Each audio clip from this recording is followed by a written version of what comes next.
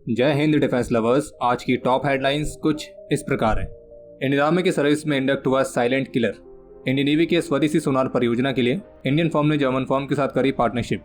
DRDO के guidance के under Bharat के स्टार्टअप ने विकसित किया दिव्य दृष्टि नाम का एआई टूल। जम्मू कश्मीर की सिचुएशन को लेकर केंद्रीय गृह मंत्री कंडक्ट करेंगे हाई लेवल मीटिंग। और इंडियन आर्मी की सर्विस में इंडक्ट हुए अपग्रेडेड T90 भीष्म मार्क 3।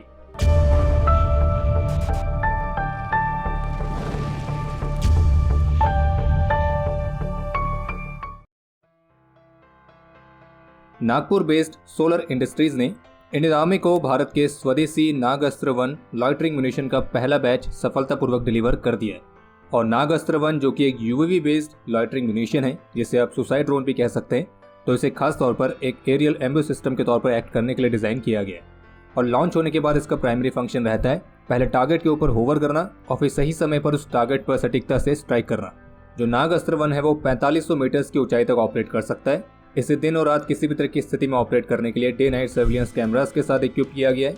और इसमें इस्तेमाल किया गया वॉरहेड किसी भी सॉफ्ट स्किन टारगेट को डिफीट करने के लिए पूरी तरह से सक्षम है। रही बात इसकी एंड्योरेंस और रेंज की, तो ये एक फिक्स विंग इलेक्ट्रिक यूएवी है जिसका एंड्योरेंस टाइम 60 मिनट का है। और जबकि man in loop control range में ये 15 किलोमीटर तक जा सकता है, जबकि ऑटोनॉमस मोड में ये 30 किलोमीटर की रेंज तक ऑपरेट किया जा सकता है। और इसमें अबॉर्ट, रिकवर और रीयूज वाला फीचर भी दिया गया है। यानी कि मान लीजिए आपने इसको लॉन्च किया और टारगेट डिटेक्ट नहीं हो पाया या फिर किसी भी कारण की वजह से आपको मिशन को अबॉर्ट करने की जरूरत पड़े, तो आप इस यूएवी को अपने पास वापस बुला सकते हैं और इसके पैराशूट सिस्टम की मदद से इसे सेफली लैंड करा सकते हैं ताकि आप इसे दोबारा इस्तेमाल कर सकें। और इस तरह के टोटल 480 लॉटरिंग म्यूनिशंस को डिलीवर करने का कॉन्ट्रैक्ट सोलर इंडस्ट्रीज को मिला था।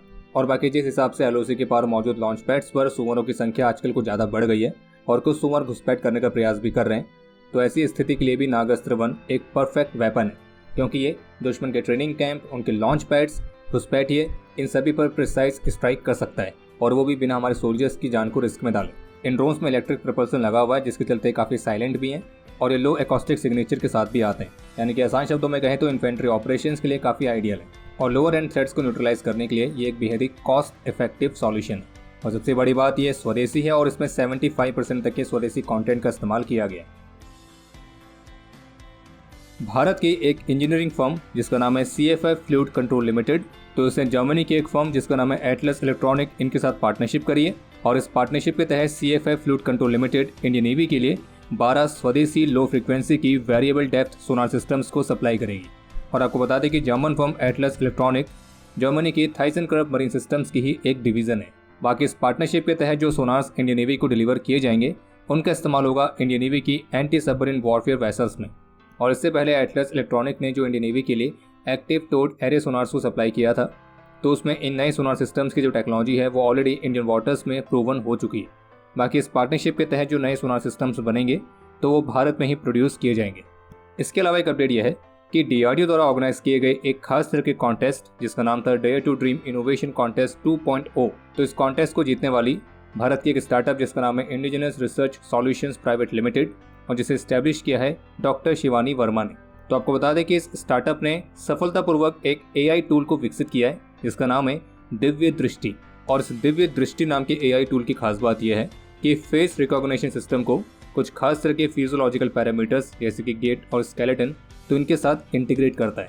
और आप कह सकते हैं कि बायोमेट्रिक ऑथेंटिकेशन टेक्नोलॉजी में ये एक एडवांसमेंट है जो कि इंडिविजुअल्स के आइडेंटिफिकेशन में एक्यूरेसी और रिलायबिलिटी को महत्वपूर्ण तरीके से बढ़ाएगी। और जो दिव्य दृष्टि है वो गेट एनालिसिस के साथ फेशियल रिकॉग्निशन को कंबाइन करके एक बेहद ही मजबूत ऑथेंटिकेशन सिस्टम बनाता है। और इस डुअल अप्रोच का फायदा ये होगा कि इससे फॉल्स पॉजिटिव्स या फिर आइडेंटिटी फ्रॉड वाले रिस्क कम हो जाएगा। और ये भारत के defence sector, law enforcement agencies, corporate और यहाँ तक कि पब्लिक इंफ्रास्ट्रक्चर के लिए भी काफ़ी महत्वपूर्ण एप्लीकेशन है। और इस एआई टूल को डीआरडीओ लैबोरेटरी CAIR यानी कि centre for artificial intelligence and robotics के टेक्निकल गाइडेंस और मेंटरिंग के अंडर डेवलप किया गया। भारतीय रक्षा मंत्री श्री राजनाथ सिंह ने वाइजाग में ईस्टर्न सीबोर्ड के साथ इंडियन नेवी की ऑपरेशन रेडीनेस की समीक्षा करी है। और इस दौरान उन्होंने इंडियन नेवी के मल्टी एसेट ऑपरेशंस को भी विटनेस किया था। इसमें भारतीय रक्षा मंत्री ने अलग अलग शिप्स, सबमरीन्स और एयरक्राफ्ट के डायनेमिक ऑपरेशंस को विटनेस किया और जिसमें इंडियन नेवी ने अपनी कॉम्बैट कैपेबिलिटी और प्रिपेयर्डनेस को शोकेस किया था। और ईस्टर्न फ्लीट के नेवी ऑफिसर्स और सेलर्स के साथ इंटरेक्शन में भारतीय रक्षा मंत्री ने पूरी तरह से ऑपरेशनली रेडी होने के लिए इंडियन नेवी की सराहना की। और साथ में उन्होंने ये भी कहा कि हमारी जो नेवी है वो इस बात को सुनिश्चित करती है कि कोई भी दूसरा देश इंडो पैसिफिक रीजन में किसी और देश को दबा ना सके। और ये हम सभी के लिए गर्व की बात है कि जो हमारी नेवी है वो इंडियन ओशन रीजन में भी एक सेफ ट्रेड को सुनिश्चित करने के साथ साथ पीस और प्रॉस्पेरिटी को प्रमोट कर रही है। और फ्री नेविगेशन को सिक्योर करना, rule based world order, anti piracy, peace और स्टेबिलिटी, तो ये सभी हमारे इस रीजन में बिगेस्ट ऑब्जेक्टिव्स हैं। और खैर बाकी अगर आप यहाँ तक वीडियो देख चुके हैं तो कृपया करके वीडियो को लाइक जरूर करें और squadron.in पे जाके नए डिज़ाइंस को चेकआउट करना ना भूलें। लिंक वीडियो के डिस्क्रिप्शन में दिया गया है। जम्मू कश्मीर में हुई हाल ही की कुछ आतंकी घटनाओं को देखते हुए आज शुक्रवार को केंद्रीय गृह मंत्री श्री अमित शाह ने जम्मू कश्मीर की सिक्योरिटी सिचुएशन की समीक्षा करी है और इसके साथ उन्होंने 16 जून को एक हाई लेवल मीटिंग भी बुलाई है जिसमें NSA अजीत डोवाल, जम्मू कश्मीर के लेफ्टिनेंट गवर्नर मनोज सिन्हा और आर्मी और CRPF के टॉप ऑफिसर्स भी मौजूद रहेंगे। बाकी आज के रिव्यू में केंद्रीय गृह मंत्री को जम्मू कश्मीर की सिचुएशन के बारे में ब्रीफ किया गया है और साथ ही साथ उन स्टेप्स के बारे में बताया गया है जो कि हाल ही की घटनाओं के बाद उठाए गए। और जैसे कि भारतीय प्रधानमंत्री भी फोर्सेस को कह चुके हैं कि जम्मू कश्मीर में वे अपने काउंटर टेरर कैपेबिलिटीज को फुल स्पेक्ट्रम में डिप्लॉय करें। और इन सबके बाद से जम्मू कश्मीर में सिक्योरिटी को अपडेट भी किया गया है। और जबकि जम्मू कश्मीर पुलिस के सीनियर ऑफिशियल का यह मानना है कि कश्मीर के शांत होने के बाद अब लश्कर जैसे जो आतंकी संगठन है तो वो जम्मू की तरफ शिफ्ट हो रहे हैं और अलग अलग एक्सेस को एक्टिवेट करने का प्रयास कर रहे हैं। लेकिन इन सभी प्रयासों को नाकाम करने के लिए भारत की तरफ से भी महत्वपूर्ण कदम उठाए गए। आज शुक्रवार को G7 समिट के साइडलाइंस भारतीय प्रधानमंत्री श्री नरेंद्र मोदी और उनके यूक्रेनियन काउंटर पार्ट राष्ट्रपति व्लादिमीर जेलेंस्की ने दोनों देशों के बीच के बायलैटरल रिलेशंस के डेवलपमेंट को डिस्कस किया है और अपने बीच के ट्रेड को एक्सपेंड करने के तरीकों को भी डिस्कस किया गया। इसके साथ साथ यूक्रेन के राष्ट्रपति की तरफ से भी बताया गया कि इस सप्ताह स्विट्जरलैंड द्वारा होस्ट किए जाने वाले यूक्रेन पीस समिट में भारत अपने एक हाई लेवल डेलीगेशन को भेजेगा। और आपको बता दें कि जो ये यूक्रेन पीस समिट है ये 15 और 16 जून को आयोजित की जाएगी। इस समिट में रशिया को इन्वाइट नहीं किया गया जबकि चीन ने इससे दूर रहने का फैसला लिया। और जबकि इसमें शामिल होने के लिए स्विट्जरलैंड द्वारा 160 इन्विटेशंस भेजे गए थे लेकिन केवल 90 स्टेट्स और ऑर्गेनाइजेशंस ही इस समिट को अटेंड करेंगे। बाकी भारतीय प्रधानमंत्री ने रशिया यूक्रेन कॉन्फ्लिक्ट को डायलॉग और डिप्लोमेसी के माध्यम से ही सॉल्व करने पर जोर दिया है और साथ में ये भी कहा गया है कि इस पीसफुल सॉल्यूशन के सपोर्ट में भारत सब कुछ करने के लिए तैयार है। और जबकि भारतीय प्रधानमंत्री ने भी यूक्रेन के प्रेसिडेंट के साथ उनकी मीटिंग को काफ़ी ज़्यादा प्रोडक्टिव बताया है और उनका कहना है कि यूक्रेन के साथ अपने बायलैटरल रिलेशंस को और मजबूत करने के लिए वे काफ़ी ज़्यादा उत्साहित हैं। इसके अलावा एक अपडेट यह है कि 13 मई को हैवी व्हीकल्स फैक्ट्री अवधि द्वारा रोल आउट किए गए T90 Mark III टैंक्स का जो पहला बैच है तो अब वो इंडियन आर्मी की सर्विस में इंडक्ट होने के लिए तैयार है और इस पहले बैच में 10 T90 Mark III टैंक्स शामिल हैं और इनमें मौजूदा T90 भीष्म टैंक वाले वर्जन की तुलना में काफ़ी सारे महत्वपूर्ण अपग्रेड्स किए गए जैसे कि इसके automatic target tracking system, digital ballistic computer, sighting systems, इन सभी को अपग्रेड किया गया है। इसमें DRDO और BEL द्वारा स्वदेशी तौर पर विकसित किए गए mid wave infrared based commander site को फीचर किया गया है और इसमें स्वदेशी कंटेंट की मात्रा भी बढ़ाई गई है। और अब समय है आज के इतिहास का।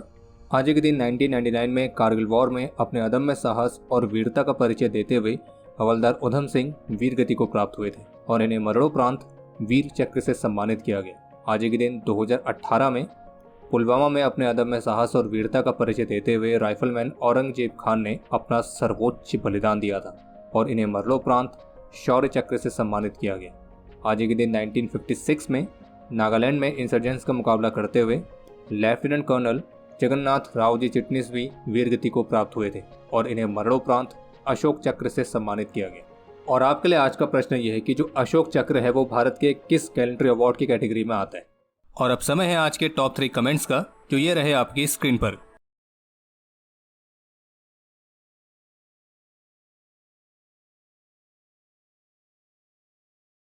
तो हमारे आज के इस एपिसोड के लिए इतना ही। उम्मीद है आपको एपिसोड पसंद आया होगा। पसंद आया तो वीडियो को लाइक जरूर करें। कोई भी सुझाव या सवाल हो तो उसके लिए कमेंट सेक्शन ओपन है।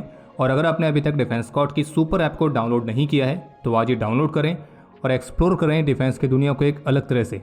बाकी जल्द ही मिलेंगे नए एपिसोड के साथ। तब तक के लिए जय हिंद, जय भारत।